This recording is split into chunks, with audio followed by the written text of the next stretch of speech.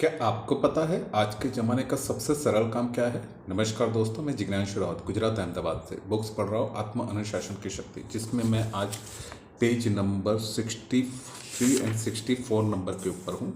और जिसका आज का है कि सबसे सरल काम दुनिया का क्या है। दोष देना किसी को भी, ये दुनिया का सबसे सरल काम है।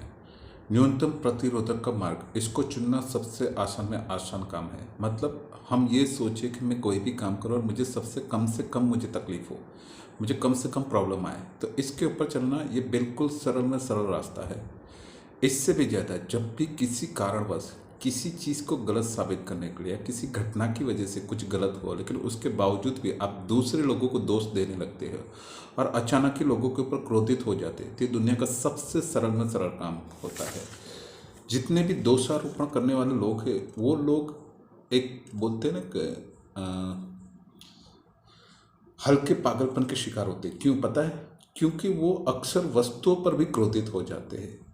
दोषारोपण के जो आदि लोग होते हैं, अगर निर्जीव वस्तु अपेक्षा के अनुरूप काम नहीं करती, कि मतलब अभी जैसे पेंसिल है तो निर्जीव वस्तु है, लेकिन वो उनके हिसाब से काम नहीं करेगी, तो इसके ऊपर भी दोष देना शुरू कर देंगे, इसको भी गालियाँ देना शुरू कर देंगे। तो ये हल्के पागलपन की निशानी है।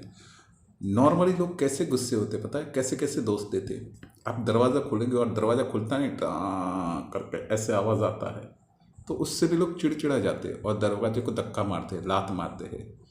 किसी औजार का उपयोग करते समय, जैसे कि मैंने आपको पेंसिल बोला, जैसे कि ये मेरा स्पीकर है, वो है, फिर ये दूसरा एक ग्लास है, तो किसी भी औजार का अगर हम यूज़ करते हैं और वो औजार उससे कोई गलती हो जाए, तो वो औजार को भी गाली देने लगते हैं, उसको तोड़ देते हैं, फेंक देते हैं।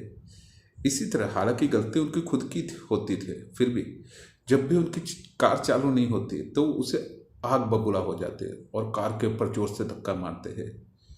निर्जीव वस्तु अगर सही तरीके से काम नहीं कर रही होती तो उसे दोष देना जैसे कि उनको एकदम जायज लगता है। ये कैसे पागलपन की निशानियां है। इसीलिए लोग अक्सर गुस्से में उस कार को या उस बक्से को लात मारते जिससे टकरा करके वो गिर गए होते। हालांकि दोष उन्हीं का ही था कि उनको बख्शा और वो कार उनको दिखी नहीं। तो इस तरीके से ये जो चैप्टर है पार्ट 1 का तीसरा चैप्टर है। पहला चैप्टर था आत्म अनुशासन और व्यक्तिगत सफलता, self discipline and individual success. दूसरा था आत्म अनुशासन और चरित्र, self discipline and character. And ये तीसरा है आत्म अनुशासन और उत्तरदायित्व, सेल्फ डिसिप्लिन एंड लीडरशिप। तो ये लीडरशिप के लिए क्या ज़रूरी है? दूसरों को देश देना हमको बंद करना पड़ेगा और इसके लिए हमको क्या करना पड़ेगा? अपने जीवन की जिम्मेदारी खुद स्वीकारनी पड़ेगी।